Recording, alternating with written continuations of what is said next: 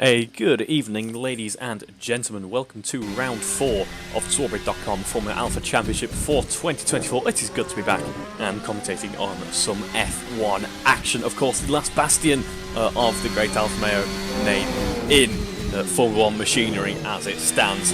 And we're in qualifying at the moment. Just over 5 minutes to go here at the infamous Imola circuit.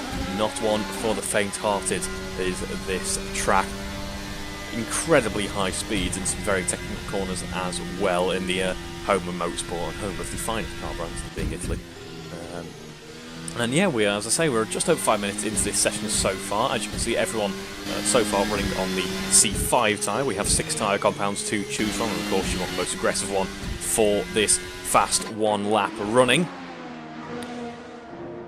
Tyre regulation has changed a little bit running into 2024 in Formula 1, but we are still running the 2023 car and all the regulations that go with it. So it's the 6th compound ranging from the C0 to the C5. Might be a little bit of discrepancy to what's going on in Formula 1 testing at the moment. Of course, that has kicked off today if you're watching this, or I believe it'll be continuing today if for whatever reason you'd be watching in Bahrain local time, where of course testing is currently taking place, but we are back here in Europe for some Formula Alpha action. It's Alex Smith who currently leads this qualifying session by a fairly handy margin. It's about 1.3 seconds to Alex Smith there. 117.5, Will Inglis 118.8 with Barry Clayton, Jack Hodgson and Paul Millman rounding out the top 5 there. Actually got a bit of a battle forming up for the mid-pack here in qualifying. That mid-pack battle being led by Jack Hodgson at 120.2. Then we have that aforementioned Paul Milne, Steve Knight with a strong showing so far in qualifying, then Alan Thomas as well in that brilliant custom livery. I know we mentioned it in the past, but we'll mention it again. That looked absolutely superb.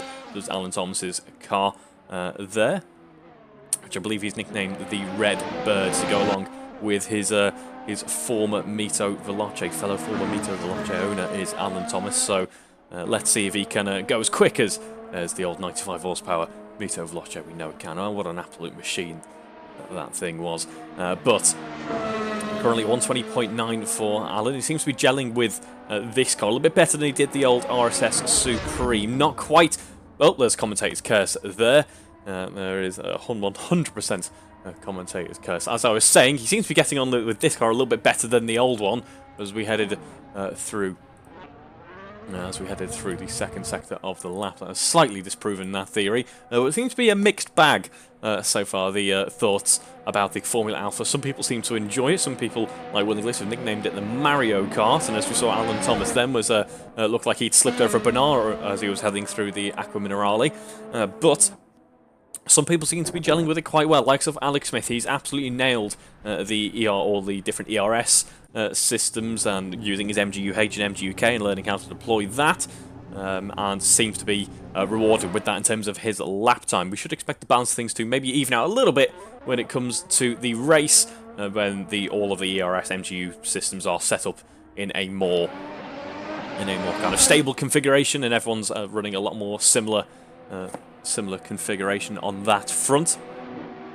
But it is very rewarding indeed if you can nail all the MGU systems, all of the engine recovery systems. As I've found out, I am by no means a quick driver, but put me in one of these, I spend quite a bit of time focusing on making sure I've got my energy deployment correct, and I seem to be rewarded for it because I'm actually competitive, which is not always a given. But I seem to be kind of hanging around the top few positions whenever we have run these in the Sunday fun races. As we can see, Andrew Brammer disconnecting there, deciding he might rejoin, but deciding not too much else to be brought from this qualifying session. A good improvement there for Barry Clayton. We're heading into the final moments of this qualifying session now. We've got some drivers, likes of Andrew Brammer, perhaps having a setup issue. He's only done 2 laps so far. We knew he wasn't entirely au fait with some of the ERS systems yet. It is definitely a learning curve on some of those systems. But we've got some other drivers here, the likes of Will Inglis and Paul Milne, with 12 laps under their belt in this 25-minute session around a track like Imola. That is fairly impressive. Not because it's the longest lap in the world, it of course isn't. We're running in the 17s, 18s, maybe 20s on average. Let's say 19s on average. But it is certainly very technical, not the widest, and it's very difficult to with it being such a short lap, it's very difficult to kind of get your own space. You don't have to worry too much about dirty air in these cars. They're, of course, better than some old Formula regulations, but they are still obviously not ideal to be around a little bit of dirt here. The only time that will be beneficial is when you're running down the final couple of corners heading through the Ravatas, running all the way down to Tamburello. It's not really a straight, so I'm not going to call it a straight, but it's that's the only point really where you want to be following another car, is to enjoy a little bit of slipstream from that if possible. But aside from that, it is quite difficult to find a bit of space to set a decent lap here. So it's impressive to see 12 laps done within the space of 25 minutes. And it seems to be we're not going to get too much more running in this session. Do you remember Australia 2016? It's almost like we're having a little bit of a throwback to that, unfortunately. I will say, though, this is far more interesting than what that qualifying session ended up being. We're on board at the moment with our pole sitter, Alex Smith, and he's currently not on for a best. His last lap was 1:17.5, and that was the last time he was out on track. So that gap now standing at 1.1 seconds. Will Inglis, Barry Clayton closing up ever so slightly there. Paul Milne still not cracked the 119s just yet. Still sat in the pit. The timing system has died on my end, so apologies for that. We are back underway though. Jack Hodson has joined us. Seems to be having, sorry, not just joined us, but seems to be having some issues there on the exit of the Acqua Minerale, and that is something that we're going to have to watch out for in the races. Running through turn 11 and turn 12, it can, obviously it's an off-camber right-hander corner, and it can really throw the back end of the car off. So you want to make sure you've got adequate mechanical grip, want to make sure the tyres are in good condition and the car is set up correctly for that as well. The other thing that can catch you at Acqua Minerale is it even happens in GT cars, the temptation to run wide and over the tarmac, take the IndyCar line on the exit of turn 12 running into turn 13. You pretty much cut out turn 13. Very tempting indeed. Two things, even when no track limits are set, especially in Assetto Corsa Competizione, of course, another sim racing title, I've noticed even if track limits settings are disabled, it will usually penalise you for using that because it is such a time advantage. Moreover, running over those curbs and going onto that part of the tarmac will upset the car. It will spit you round. And, as we expected, a bit of a diminuendo to this qualifying session. No one feeling like they can improve, and we've dived into the pits for what has got to be the quickest end to a qualifying session I can think of in the past few seasons. So that brings everyone into the pits as we get ready now in the next few minutes for race 1 here at Imola. So don't go anywhere.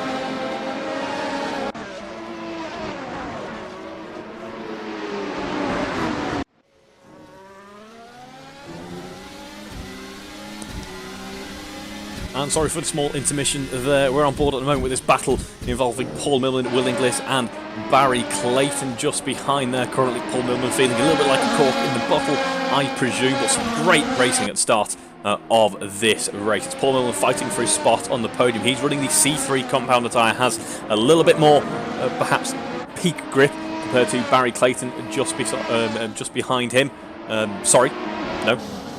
Paul Millman and Barry Clayton running the same compounder tyre. It'll be Andrew Brammer just behind, or Paul Brady. It will be Andrew Brammer just behind, who's got a little bit longer to wait for those tyres to light up, but when they do, they should be looking good and ready for a bit more racing later on into the race. We see it, Paul Millman strong on the defence now, heading down through towards the Variante Villeneuve in just a moment before we run through Piratella. Very iconic part of this circuit, of course. Just 5 seconds off the lead at the moment, so Alex Smith has built a 1.5 second gap ahead of Will Inglis. Should note he's on that harder compounder tyre. He's set up well at this race. Will Inglis now needs to try and get an overtake complete if he can early on to try and build any form of advantage against Alex Smith before he's able to run away with it later on into this race. Ackerman and Raleigh now, but something to watch out for actually is, of course, late on into qualifying, you've got no fuel in the cars at all. But early on in these 25-minute races, there's a little bit more fuel in these cars, to tune for about, say, 55-60 litres given the race distance, maybe a tiny bit more, maybe a tiny bit less, depending on how conservative you are as a driver. Which means these cars are going to be heavy. The handling characteristics on these Formula Alphas, of course, hugely determined by just how much weight is on board. As we head through Ackerman and Raleigh, we know that off-camber corner and the interesting grip conditions, shall we say, especially while you're pushing on like Paul Millman is, certainly catch you out. So my hat goes off to all these drivers so far. Seem to be running this race rather well on board at the moment with Jack Hodson. He's hunting down Andrew Brammer as we now run down towards Piratella and Tosa once again. That advantage that we mentioned that Will Inglis is going to try, and at least would want to try and build against Alex Smith. It looks to be a little bit more difficult these days. He's in the full carbon livery, is Will Inglis, the ultra lightweight package, but it's still not quite enough. We're going to go back on board though with Jack Hodson and Andrew Brammer. Apologies, that is in fact Jack Hodson and Paul Brady. I'm forever going to make that mistake. I think I'd learn. Apparently not. It is Paul Brady against Jack Hodson. Jack Hodson now actually climbing his way up into fourth, so Barry Clayton a little bit slow in front of him. Jack Hodson seems to be on a bit of a roll at the moment as we now head down towards Ravata in just a moment's time. Very steep, very aggressive braking zone is Ravata. It really does test the brakes, this circuit, especially likes of GT cars. If you're in a bit of endurance, you really have to watch out for the pad thickness later on into the stints. But yes, watching these two head down into Ravata, you've got one of the fastest parts on the track, perhaps only rivaled by the entry into Tamburello.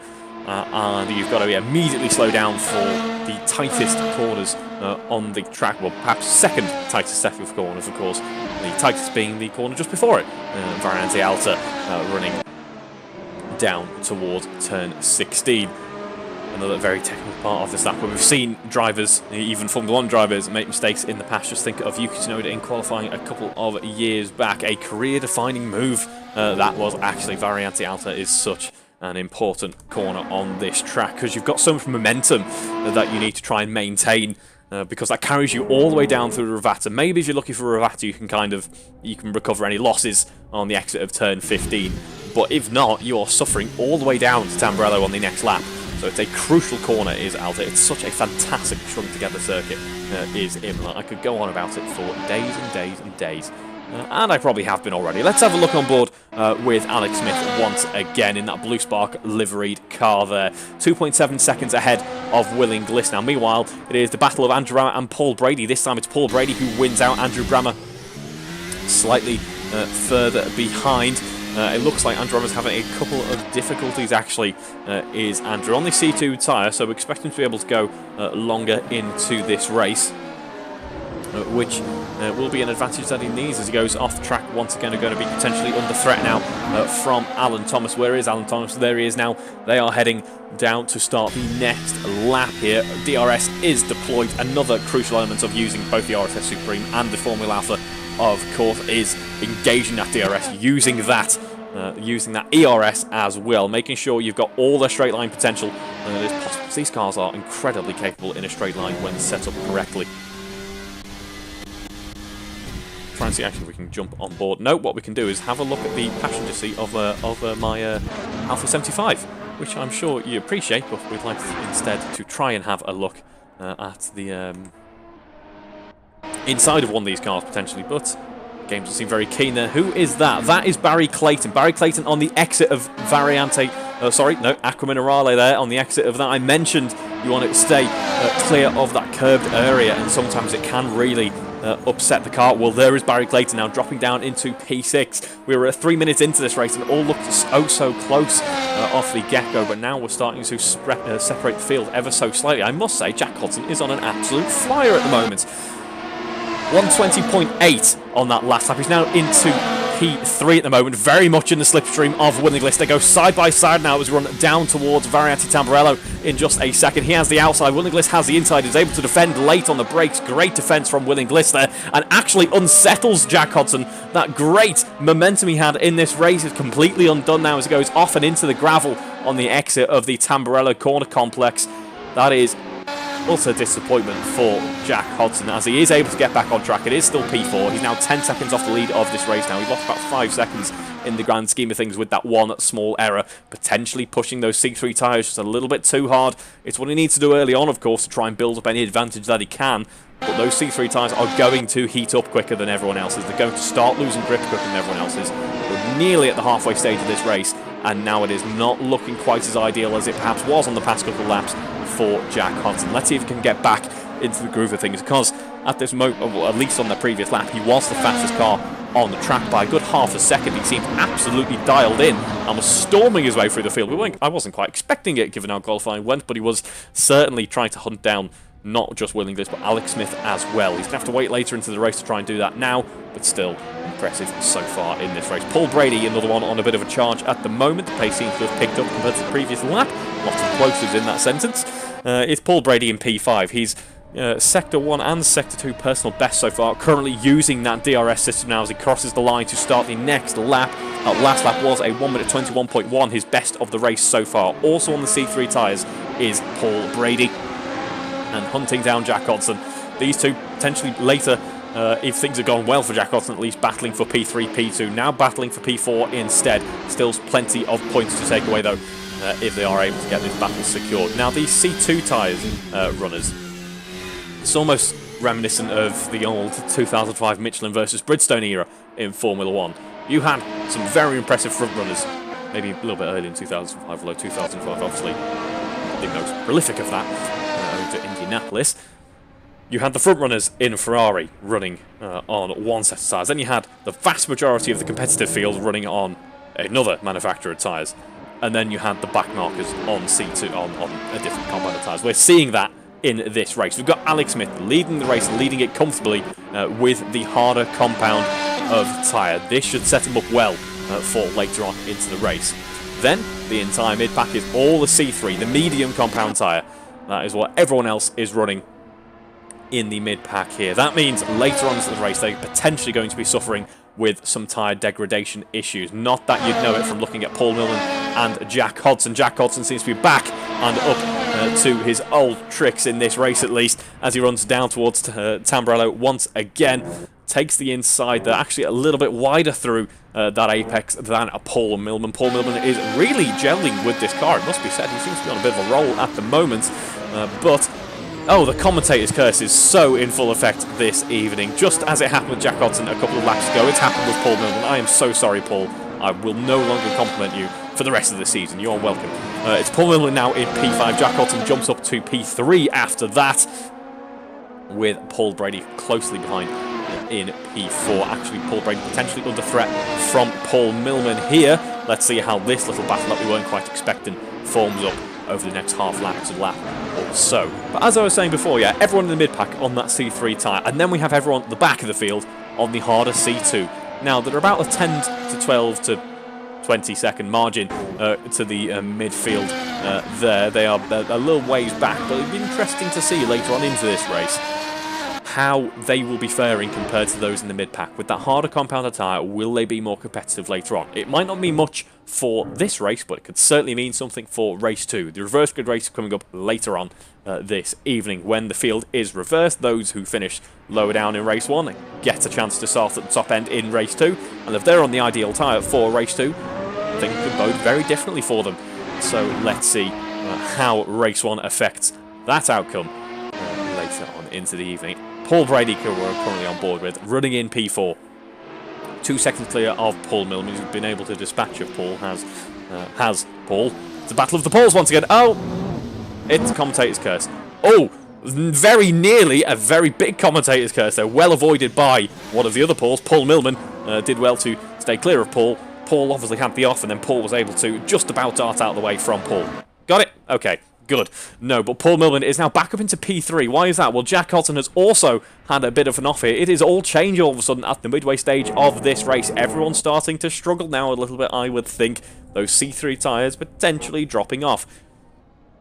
We are a good 10 laps into this stint, which you think 10 laps, medium compound tyre. Surely that is more than capable of getting through the race. However, you've got to remember, we're running a sprint race format, not a longer endurance style format. These drivers are going to be pretty much setting quali laps as soon as they start the race. And that is going to push the tyres harder. Also got to think, slightly higher fuel loads, but again, quite as high as they could be, obviously not endurance.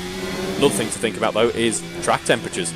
We run a very green circuit here. Tarmac is not scorching, obviously it's not completely ruinous for the tyres, but it is 37 degrees. And Imola, slightly older surface, it's not completely 100% new, but certain bits of it have been updated, I believe. But it is certainly on the more abrasive side of things. It's not quite a billiards table as some tracks are described as. It's a little bit of a more old school track in that regard, so it's quite abrasive. We've got some lovely temperatures out there, and of course it's a high-speed, high-energy circuit with some interesting characteristics that's certainly going to push the tyres.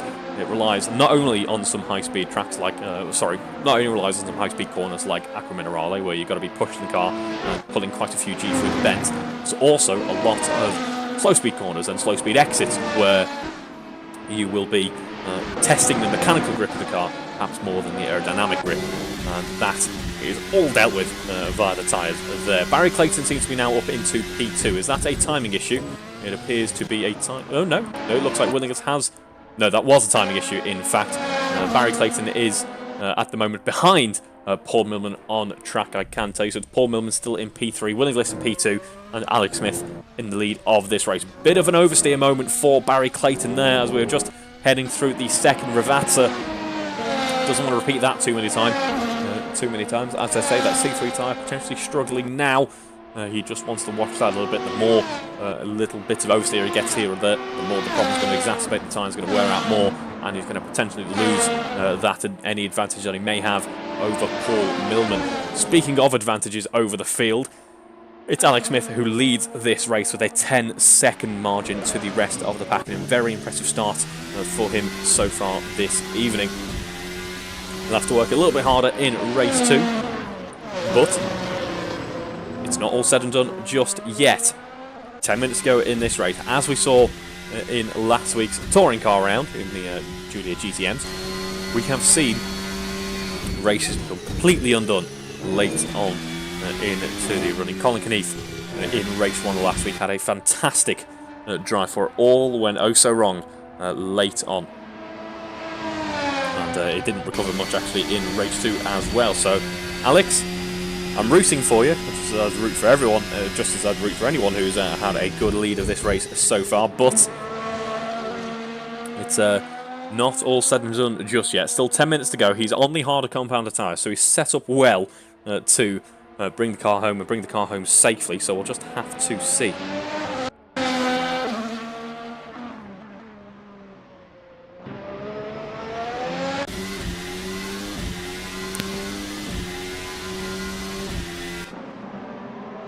On board at the moment with Barry Clayton. He's in the midst of a three-way battle here, and the car gets away from him there. He is able to continue on as we run now down towards Tosa in just a moment.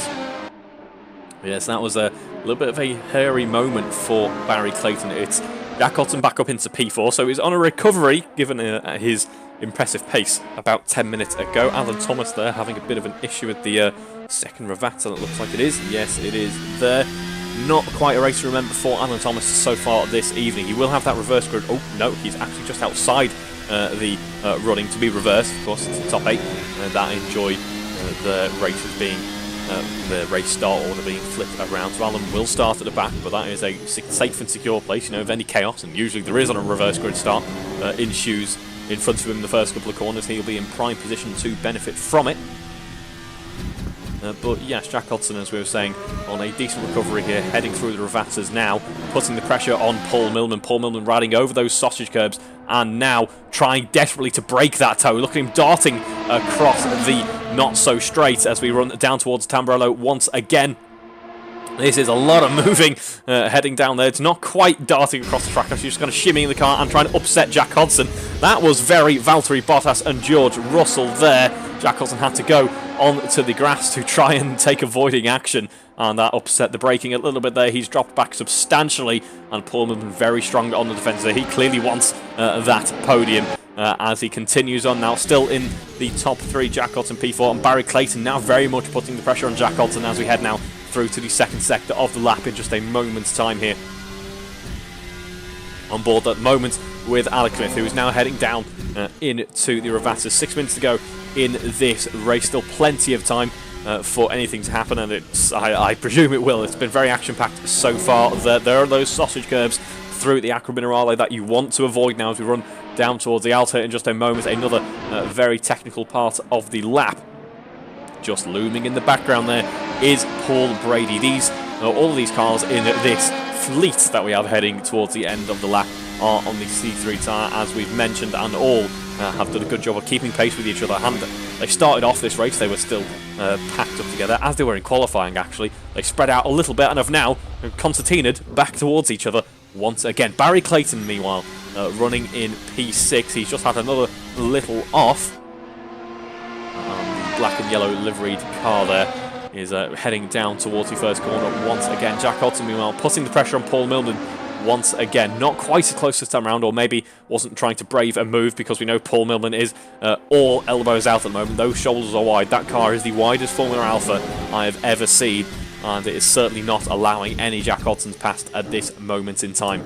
Just over 5 minutes to go in this race now. Let's have a look at how the championship is shaping up after the previous round, which was not streamed by myself, so apologies for that one. We're a quarter of way in to the championship, and currently it's being led by Alex Smith. 127 points to his name. A few more points though potentially going towards Jack Hudson as we head for Acqua Minerale now.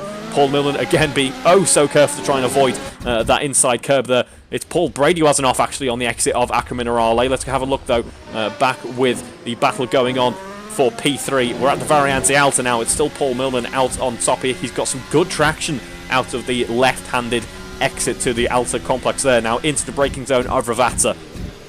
The downhill braking zone there. A bit of understeer creeping in for Paul Millman. We're on the front nose of Jack Hudson's car as we get back onto the start-finish straight. This should give us a prime point of view to watch that slipstream effect at work. The DRS, of course, deployed on both cars. We run down towards Tamburello now in the 120s on this lap. So these two are battling each other. You can often slow yourselves down while battling, but in fact they're pushing each other along, speeding each other up. 15 laps into this race. 15 laps into this race, I'll try that again. We're in the 120s, the low 120s. This is some great pace. It's almost as if the tyres haven't worn at all. What will that say for the tyre choices going into race 2? It's anyone's guess. But Paul Millman strong on the defence here, goes a little bit wider through Tosa. Actually, the uphill run now down. I'd say the uphill run down Acqua Minerale. That's a bit of a juxtaposition there, but we'll roll with it. And here we have the actual downhill part as we go through Acqua Minerale now. Just 0.3 of a second separating these two cars. Jack Hudson braving it a little bit, seeing if you can use that inside apex of turn 13 to its advantage. There was not a car's width there, so nothing was going to stick. The back end looking a little bit unsettled on Paul Millman's car. This time in exit of not Acqua Minerale. I'm getting all of my Italian confused now.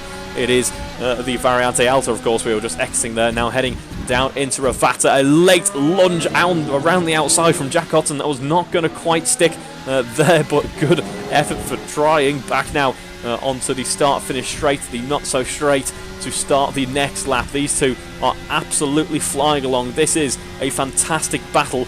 Actually, Jack Cotton losing out a little bit now. Has he used his ERS deployment? Let's have a look on the outside of the car there. The telltale sign for a bit of harvesting is the red flashing set of LEDs on the back of the car. If that is harvesting, or sorry, if that is flashing, it's either rain, which is not quite the conditions we've got so far this evening, or the battery is in regeneration mode. We're seeing a little bit of flashing there, so that is Jack Cotton deciding he needs to try and preserve some energy to try and catch up to Paul Millman on the straights, who is using his car to its full potential there. We saw Alan Thomas actually back market traffic, no blue flags here, no obligation to get out of the way, but the onus is on Paul Millman and Jack Cotton to negotiate him and work their way around him safely. They were able to do so, but Paul Millman looked quite compromised for a brief moment, although Jack Cotton hasn't been able to capitalise on it on this occasion. We're in the 120s now. There's some really strong pace from everyone on track at the moment. Alex Smith is still in the 20s. Last couple of laps, Paul and Jack were in the 20s as well. They're in the 22s now because of that lap traffic. Willing Gliss also in the 20s, his fastest lap of the race so far, a 120.3. We've got some really quick cars now. The see-through tyre, you'd have to say, I had my doubts about it, I must admit, but I was clearly wrong with those doubts. The see-through tyre seems to be the tyre of choice here. There's some great pace on offer this late stage in the race, and those running the C2 tyre, perhaps apart from likes of Paul Brady, have not been able to benefit from. Well, Alex Smith, I suppose you could argue, has also benefited. That's just some great pace from him. But yeah, those C2 tyres don't seem to have worked their magic late on into the race. So it's these C3 runners who are enjoying all the excitement and the action at this moment in time. Just 1 minute to go now on the clock, and it's anyone's guess. Barry Clayton hasn't changed position. That is a timing issue. Let's have a look at the championship, which of course will change up because we're about to finish this race. But it's Alex Smith with a 20-point lead, leading the championship against Matt Daly, who has 100 points to his name. Now, Andy Craig not here this evening. Rob Whitney not here this evening, running in P4 in the championship, rather. Then we have Barry Clayton, P5 in the championship. He should gain a few points and a few positions for this, as will Andrew Brammer, Paul Millman, Steve Knight and Jack Hodson, P9 in championship at the moment. This could be huge, as it will be for Paul Millman. In fact, they are 7th and 8th in the championship respectively, and they will jump up with a decent haul of points here from a fantastic outing so far here at Imola. The battling continues on as we run down towards the Revattas once again. As you can see, my settings mean that I have the halo out of the way, and that is leaving us with some floating halos here at Imola. That is, of course, not entirely accurate, as we are side by side, Jack Hodson versus Paul Millman. Paul Millman just seems to have slightly more straight line speed in his car at this moment in the race. Is that setup? Is that ERS? We're not entirely sure just yet. We know Jack Hodson was on the recovery, seems to be pushing quite early on in this race. He's still on the recovery there and has had to relent once again. Paul Millman seems to have the upper hand at the very top end of speed. He's not even braking that late, is Paul Millman. He's just got so much advantage, so much momentum heading into those corners. It doesn't really matter. There's not too much that Jack Hodson on the offensive can do. Can he do something here, though? Running through Tosa, it was Paul Millman a little bit wide into the corner. Actually, they're still side by side now, as we're going to be heading through Piratella and pushing him ever so slightly wide. I'm not sure if there was contact or that was just some elbows out racing, heading back towards him. It is Jack Hodson back into P3, and not only that, Barry Clayton's been able to get past as well. He was sat there in the shadows. We didn't even look at him all that much, but he was getting closer. These two were battling each other so hard. He had enough of a pace advantage to catch up to these two battling for P3, and now all of a sudden it's Barry Clayton in P4, capitalising there on the door that was left open for him, with Paul Millman having that issue running down towards Ackerman. We have now started the final lap of this race. We're 19 laps in to what has been a fantastic race for race 1. I'm pleased to report we have more coming up for race 2 in just a moment. Let's have a look at Alex Smith. He's led a fantastic race, has not put a foot wrong. 15-second lead now. He's looking rather comfortable out there, it must be said. Predicted on this lap a 120.6. He has actually broken into the 119s. Fastest man out on track, fastest lap of the race so far goes to him with that fantastic 119 there. He is really on a charge here. Let's see what he can do in race 2. Meanwhile, that mid-pack battle, it's slowly dying out now. We're heading through Tosa once again. Jack Hodson in P3. Willing Gliss, a quiet P2 for him, actually. It's been a decent race, it must be said, though. But we head through the Revattas for one final time in race 1. Alex Smith our man who will come out on top, weaving across the line in celebration, having actually a big collision with the wall. He does cross the line, crosses the line backwards, and that is Alex Smith who takes the race 1 victory. Congratulations, Alex, a fantastic drive there. And then we have Will Inglis heading through the Ravatas himself. Again, another strong drive here. We didn't actually see too much of it because he just got his head down and came home with a podium. So that is a P2 for Will Inglis. His championship hopes continue on. Then we have Jack Hodson. Hard fought for Jack Hodson, it must be said, now as we head through the Ravatas. Hard fought against these two. Barry Clayton in P4 and Paul Millman in P5, who just a lap ago was leading this trio and heading home for a P3. But no, that P3 goes to Jack Hodson, who rounds out the podium here at Imola for race 1. Then we have Barry Clayton coming on P4, Paul Millman P5, just a few seconds behind actually. It is Paul Brady who will be coming home P6, last of our C3 tyre runners. Alan Thomas is classified P9 there. And then we have Andrew Brownwood coming home P7 and Steve Knight rounding out the running for race 1 in P8. So, some victory donuts there and some well-deserved victory donuts from Alex Smith. And actually some rallycross donuts there as well. He wants to make sure he doesn't fill up his underfloor with too much grass, of course, because he'll be needing it for race 2 coming up in just a moment there. He certainly won't be needing those tyres, though, once again. He had clearly enough advantage and enough life left in those C2s. He thought, let's use them now. So there are some victory donuts from Alex Smith. We'll catch you in a few minutes for race 2, the reverse grid race.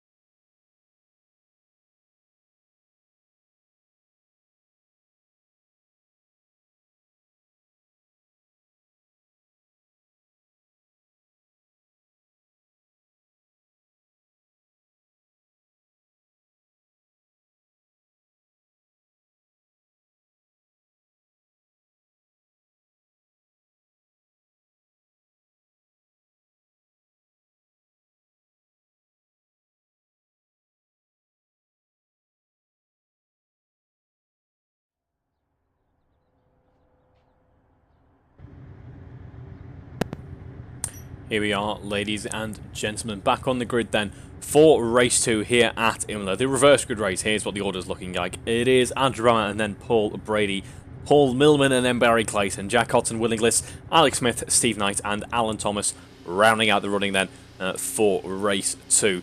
Race 1, of course, start unfortunately missed on stream, so I do apologise for that one. We're here though for the race 2 start. What we did see though was fantastic battling at the start of this race, above the start of the race 1, and it continued on all the way to the very end there. The pack stayed relatively close to each other, so hopefully we'll get a repeat of that.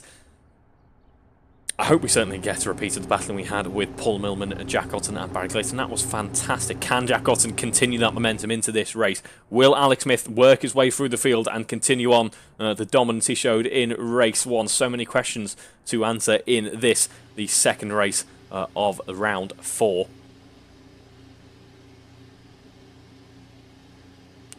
So now we'll also have a look at what the tyre situation is looking like. Still seeing a few on the C3, of course, seem to really come to life late on into the race. And the drivers obviously a little bit more familiar now with how the ERS systems are deployed here at this circuit. So we should see some more interesting battles down the straight, as well as drivers are a bit more comfortable with using their battery and deploying their energy to its fullest though. We are about to get ready though for lights out. Here we see the red light building. It is 6 red lights on the gantry.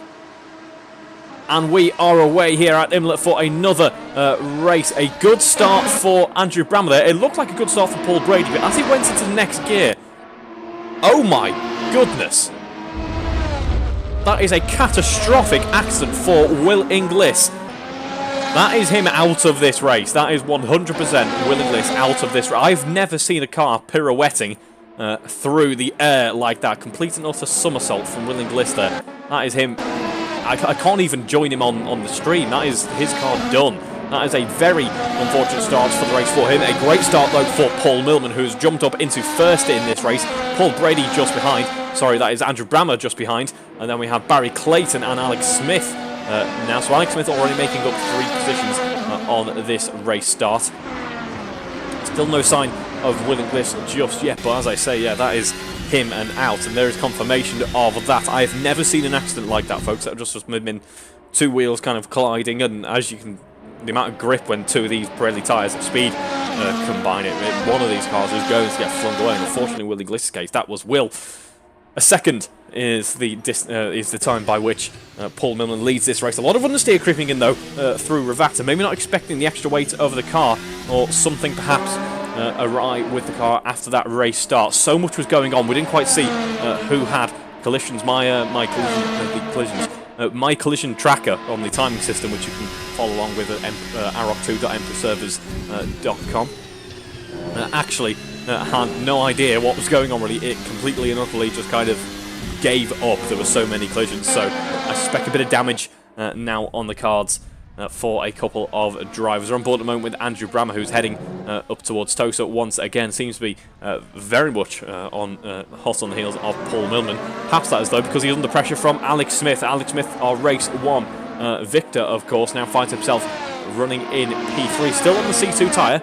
As we also have Steve Knight still on the C2 tyre. Alan Thomas has jumped up to the C3 tyre, so he's going for that more aggressive race start strategy. Let's see if he'll continue that on and get a little bit more success out of this race. Got to say, it's starting off better for him than race 1 did, and he's capitalised on the misfortunes of some others. He should be in potentially a decent position here in race 2. Alex Smith, though, on the exit of the Variante Alta now is running down towards Ravata in just a moment under the slipstream of Andrew Brammer. He's looking good, is Alex Smith, it must be said. 2 seconds to the lead of this race. Paul Millman, got to commend him as well, maintaining that 1 second gap to Andrew Brammer behind.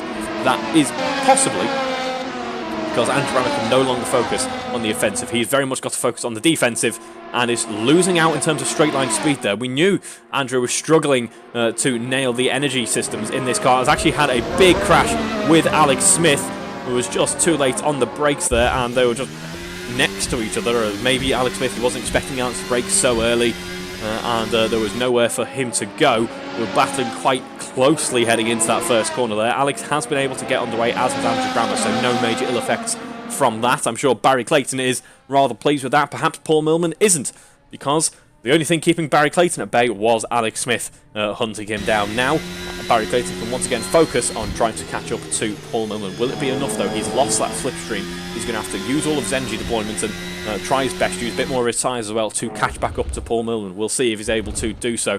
There is Alex Smith, though, potentially a bit of damage on his car there, I'm thinking, because heading through Acqua Minerale, that was not looking settled at all, it must be said.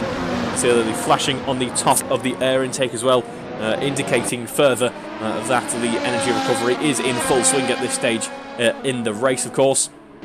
There's a bit more nuance to the pace of these cars out on track. It's not like the RSS Supreme days where there is a push-to-pass system which you can use for a certain amount of the lap, and that is free to use, there to use at any point. There's no hybrid system involved in the push-to-pass system in the RSS Supreme. It is an overboost function. It's basically just a bit more torque, a bit more power. In these, it's all dependent on that energy recovery. They're intensely efficient engines are these 1.6 turbo hybrids, but it does involve a bit of brain power to keep the car running. And when you're already thinking about so much else in the car, you're already thinking about what batteries you've got to do, what your tyres feeling like, what's coming up next. You know, you're travelling at some insane speeds in these cars. It can be a lot to ask to also then think about not only, you know, brake balance and, you know, and differential settings, to also then have to think about an engine recovery system which is worth 160 at least of the horsepower available on the car, on top of things like DRS as well. It is a huge mental load to drive one of these cars and race one of these cars at pace. So it is it's a bit more nuanced than just the tyre's going to wear off but the car's going to get lighter. There's so many different kind of phases, so many kind of mini sectors, if you will, to the races in a way, where you will see at certain points some cars begin to drop back and lose pace for a couple of laps while the competitors get away. But then you'll see 4 laps down the line, maybe 5 laps down the line, that competitor who's run away with it start to have to recover while the other car behind is on a bit of a push. So there is so much nuance to it, and it does, while not every driver is a massive fan of it, I think it adds quite a lot to the racing, because it adds another element of the unknown, and it's another way of bringing the cars closer together in a way, and adding another tool to the driver's roster to try and get an overtake done. But that tool has got to be used correctly, and that tool's got to be harnessed, and it is quite difficult to do that. I'm certainly not entirely au fait with it yet. Barry Clayton seems quite au fait with the car, though. He's very much pushing on, as we mentioned. Without the threat of Alex Smith behind, what can he do? And what he can do is close up to Paul Millman. He's now half a second behind Paul Millman. Alex Smith is closing, I should mention. And pushing on, though, is Barry Clayton, trying to close up and take that race lead. We are seeing the odd bit of oversteer begin to creep in. He's pushing that car and pushing it very hard indeed. He doesn't want that oversteer to keep creeping in. We saw it in the previous race and earlier on in this race as well. The more he does it, the more the car is going to want to do it later on into the race as well. We mentioned the snowball effect already. It could be that Barry's just running a very knife edge setup, you know, not much aero for this high-speed circuit, and maybe a quite aggressive camber and toe, things like that, which can make the car feel a bit more on a knife edge, which obviously has advantages in terms of overall lap time, but can be a little bit detrimental in the race if things go wrong. He's managed to get well, though, as we said, 0.3 of a second faster than Paul Millman that time around. We know from race 1 Paul Millman had some great straight line speed, but it must be said Barry Clayton certainly appears to be a match for that. Jack Hodson wasn't able to, and by the looks of things won't be able to in this race either. He was a big victim of that lap 1 incident as well, and finds himself at the moment 45 seconds off the leader of this race. He has great momentum in race 1, but I'm not sure even that level of momentum will allow him to catch back up, which leaves Barry Clayton to do the job of catching up to Paul Millman that Jack had in race 1. And he's doing a good job of it, it must be said. As we head now down through Piratella, there's less than half a second separating these two cars now, and it is looking oh so close. Up the hill once again before we run into Alta in just a second. Already see there Barry Clayton ever so slightly having another look at where is open on the track, where can he make that noseless car stick. Nowhere just yet, he's still just a little bit too far behind. Of course, it's one thing to catch up, it's another thing to have the pace advantage to overtake. As we mentioned, so far in this race there are tools in his belt to try and deploy, to try and catch up, but look, he's on that recovery system. The car has already used those energy reserves. He's on the DRS, which should help him out a little bit, but will he have enough to will he have enough straight line speed to not only keep up with Paul Millman but keep Alex Smith at bay? He will not. There's Alex Smith now having a look up at the inside, getting the overtake done. Late lunge there, fantastic move by Alex Smith. Had so much of a pace advantage with that slipstream effect and was brave enough to just plough it down the inside really and jump on the brakes, and the car responded. He certainly had the confidence that the car was going to grip, and it did, and that is a textbook move for Alex Smith into Tamburello to take second place in this race. And he's not quite done yet, is Alex Smith. Look at him there on the exit of Piratella. Now he's hunting down Paul Millman and punting him down quite aggressively. Having a look around the outside, a car was not going to fit there. And sorry, that was Toast, not Piratella. As now we see he's actually dropped back, and now Barry Clayton potentially going to have an opportunity to overtake once again. Let's see, these three are now oh so close together now as we run down towards Alta once again. But a DRS there for Alex Smith, the only driver on that DRS. Sorry, no, it wasn't DRS, actually, just a black rear wing. That was somehow confusing me. I think Irish would be better at the age of 22, but apparently not. As we now run down towards Rivata in just a moment. These top three, the podium in this race, separated by just less than 1 second. Fantastic racing on display from these three. And I have to say, Alex Smith, of course, impressed in race 1. But so far, my star of the week goes to Paul Millman. How for long, though? That is the question, because now it's side by side. Alex Smith does take the lead of this race on the technicality. Can he get the move done before Tamburello? He can. And there is Alex Smith into the lead of this race. A little bit of defence required to make sure Paul Millman wouldn't think of anything, but now we find Alex Smith in the lead of this race. 10 minutes into race 2, he is a pretty much last to first challenge for him, and he has done it into the lead then. And now Paul Millman, once again, as we saw in race 1, after some really strong showing, finds himself at the end of the battle, start to falter ever so slightly. Now it's Barry Clayton putting the pressure on and deciding to see if he can gain a few more points from this race. Back end stepping out a little bit for Paul Millman. That forces Barry Clayton to go wide, not to try and gain any unfair advantage, just to try and avoid any form of collision. Still very close behind indeed as we head through Ac Minerale. Willinglis quite rightly commenting in the paddock there.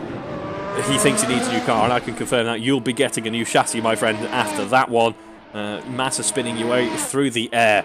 Although that is a damning insult, so we'll take that back. I do apologise. No Massa spin comparisons will be made apart from you were a spinning top mid-air. That was actually you've reinvented the helicopter with that car there. That was quite impressive how a car with so much downforce can take off. Either way, Paul Millman finds himself ahead of Barry Clayton. The reason being Barry Clayton, of course, having issues late on that lap. That allows Andrew Brammer through, actually, as well. The timing tower has issues and decides, no, I'm going to be slightly to the right of where I was previously.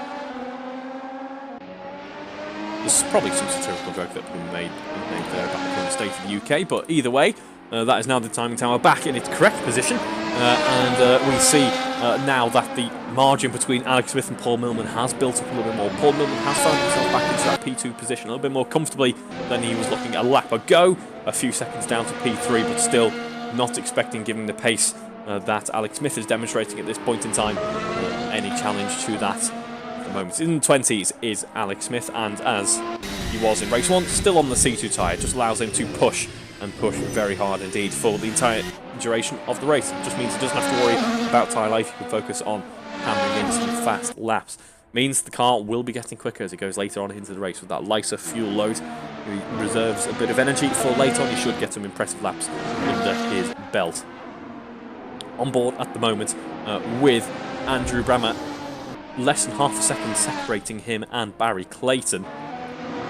Makes that a little bit more than half a second. Barry Clayton looks like might have had a couple more issues heading into the first Rivata there. Can't quite confirm that the camera did miss it. And unfortunately, that's not going his way so far, it must be said, for Barry Clayton. Also not going the way for that he would want for Alan Thomas as well, retiring from this race. Imola not quite reaping as many rewards as perhaps he would have liked. Let's have a look though at some of the rewards some of the drivers have got so far this evening. We're about halfway into race 2 at this moment in time. It's Alex Smith who now has a 50-point lead against Matt Daly. Of course, Matt Daly unfortunately not here this evening. That promotes Alex Smith to a further championship lead now of 152 points. Matt Daly still in P2, but being closed up by Barry Clayton, who's in P4 at the moment, 57 points to his name. Good job for him there. Likewise for Andrew Brammer in P6 in this championship. Paul Millman in P7, only a point behind Andrew Brammer. So as it stands, they will be changing positions and swapping around, actually jumping up to around the P5 and P6 region. Then we have Jack Hodson as well. Unfortunately, race 2 not quite going his way. Race 1 was impressive, race 2 a bit of a race to forget, so a couple of points going his way, but no changes in championship position for him. Steve Knight as well, currently running in P6, a decent race for him so far this evening. Quali was decent for him as well, of course. Currently running P9 in the championship, 37 points for his name. Alan Thomas, P10 in the championship, 28 points. He won't gain any more from this race weekend, which means that Will Inglis, Paul Brady will supersede him in the championship as it stands a quarter of the way into the running. Just over 10 minutes to go now. Alex Smith is building out that lead, and we're entering a little bit of a lull. We mentioned that things will tend to kind of just peter out ever so slightly at the midway stage of the race. The cars, you know, drivers maybe thinking about tyres, and a little bit of energy has been used, so they've got to recover, and we'll think about charging later on. So at this moment in time, things are looking a little bit more comfortable for the drivers out there. So have a look at how Alex Smith is faring. Now, do this. Do we do this? At the start of race 1, the commentator's curse was very strong indeed. It completely ruined some weekends, and I do deeply apologise for it. I think the only thing I can take away from it is I'm quite pleased that Will Inglis has had a catastrophic accident, which, you know, has happened in the past, and it wasn't my fault this time. Usually, I say something and he crashes and burns completely. That one wasn't my fault this time, so I'm feeling quite accomplished from it. I've taken something away from this race weekend.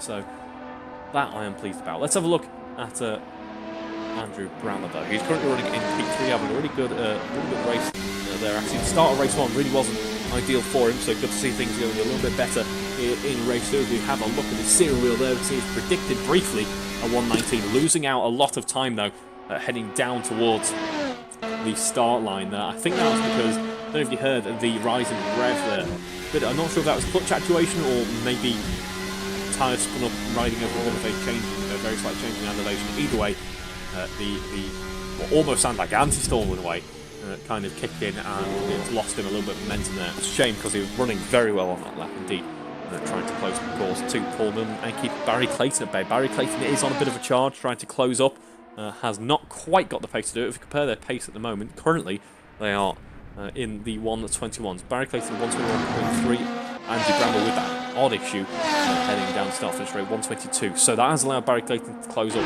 ever so slightly. But in terms of their outright pace, Barry Clayton seems quite consistent in that low 21s.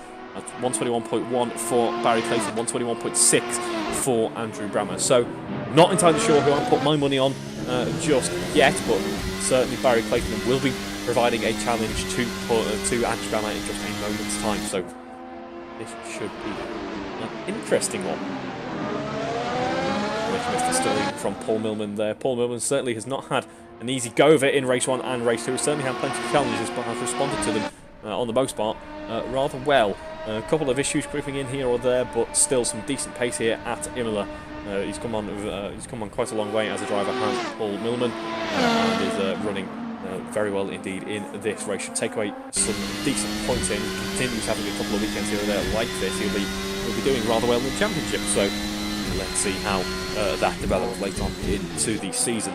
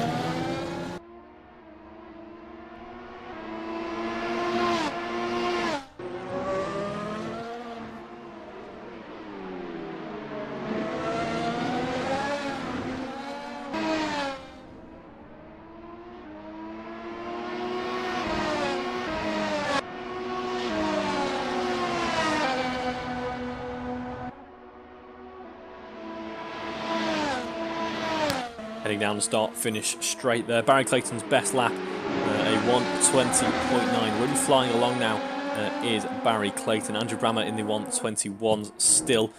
Now that you have to say this battle is very much on. Just over 5 minutes to go in this race. A second separating the two at this point in time. If we were following F1 regulations, this would allow him to deploy the DRS. However, we allow DRS deployments in all zones at any point, owing to Assetto Corse's setup. So we see they're running a little bit wide. Does get it back under control though. A couple of points on the track we don't want to run wide, this being one of them, heading through Minerale.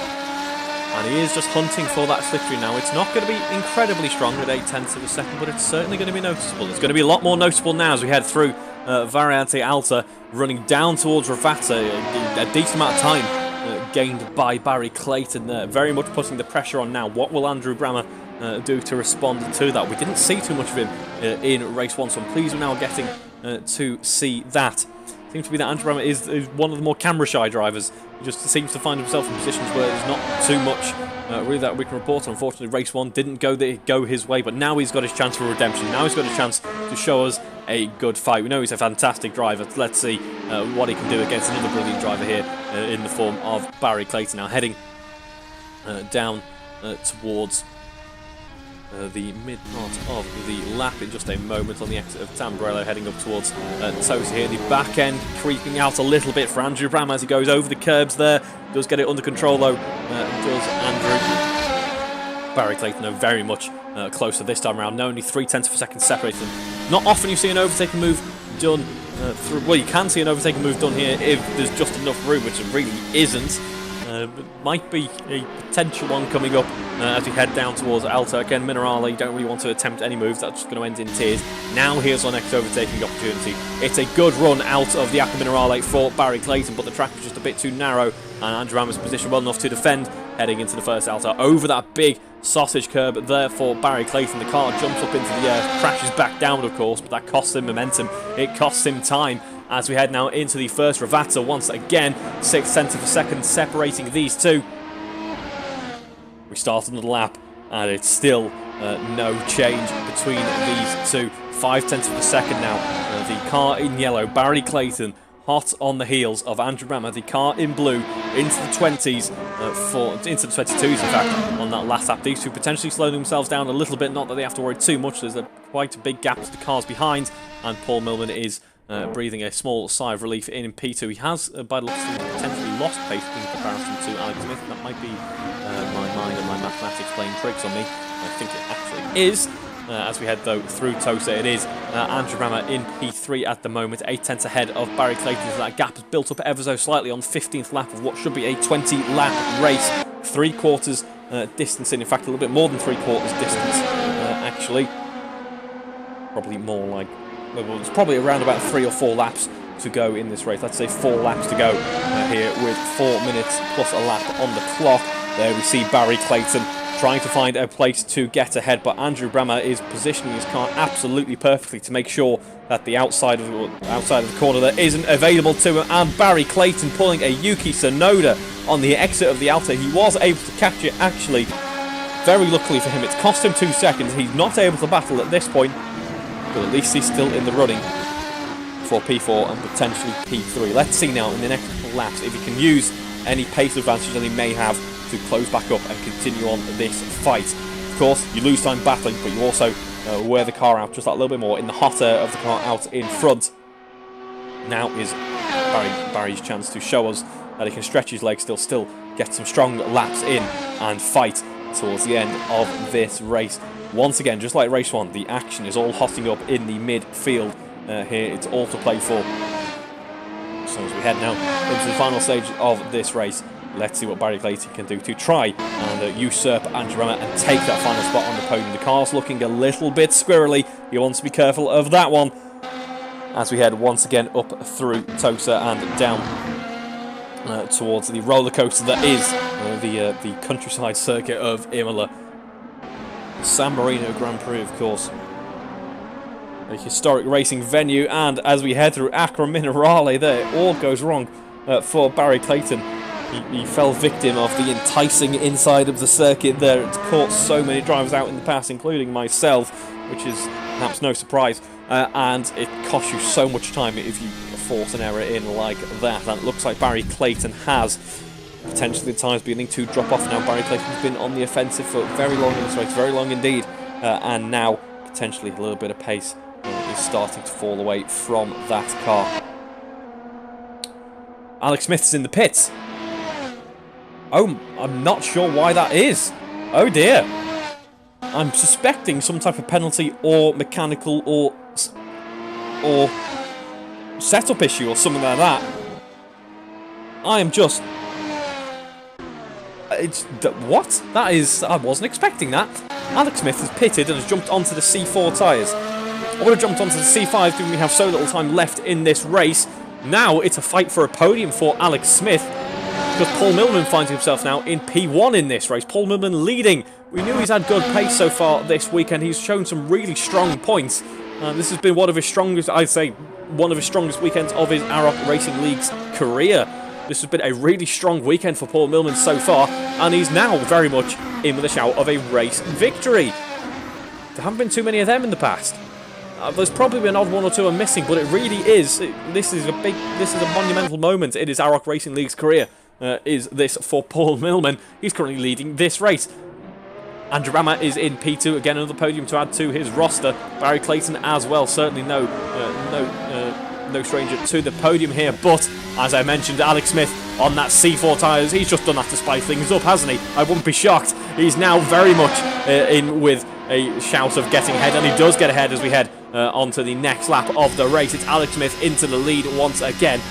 I'm gobsmacked there. It should have been an easy victory, but Alex Smith should be setting some blistering lap times now.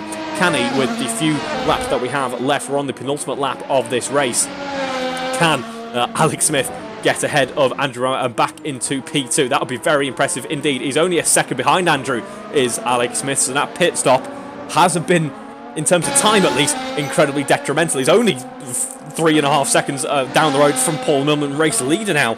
So let's not count anything out just yet. Alex Smith is by no means out of this race. He's just made it oh so difficult for himself as we head now down through the middle part of the lap. Acra Minerale to negotiate. Yeah, he has so much grip in that car. Just look at the advantage in terms of pace he has. He's ahead now as we head into the Variante Alpha in just a moment. He's ahead of Andrew Brammer. Alex Smith back up into P2. 3 seconds left to go between him and Paul Millman. What can he do? Can he do anything from this point in the penultimate lap of this race? Paul Millman will be praying that he doesn't, and part of me is also rooting for Paul here. I must admit, I must confess my bias, but things like that are not going to help Paul. On the exit of the second regatta there, goes off and into the gravel, loses all the momentum we've built up heading into the first regatta, and now starts the final lap with only 1.5 seconds separating him and Alex Smith as we run down towards Tamburello in just a second. Alex Smith has fresh hard tyres. He has fresh sticky tyres there. The C4, not of course the hard tyre, it's the soft tyre. 1 second now separating Alex Smith and Paul Millman. If this was Formula 1, he'd have DRS. He has DRS anyway. Who knows what he has in terms of energy deployment, but I can be sure that he's going to be using all of it, as is Paul Millman. As we exit now Tosa here, I don't think there was any reason that Alex Smith wanted to pit. I think this was a bit of a victory lap, if you will.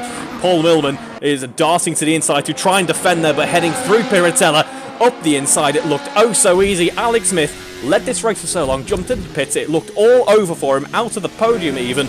Now in the space of one lap finds himself back in the lead of this race by 1.2 seconds. Paul Millman, his hopes of race victory dashed for the time being. Your heart goes out to him.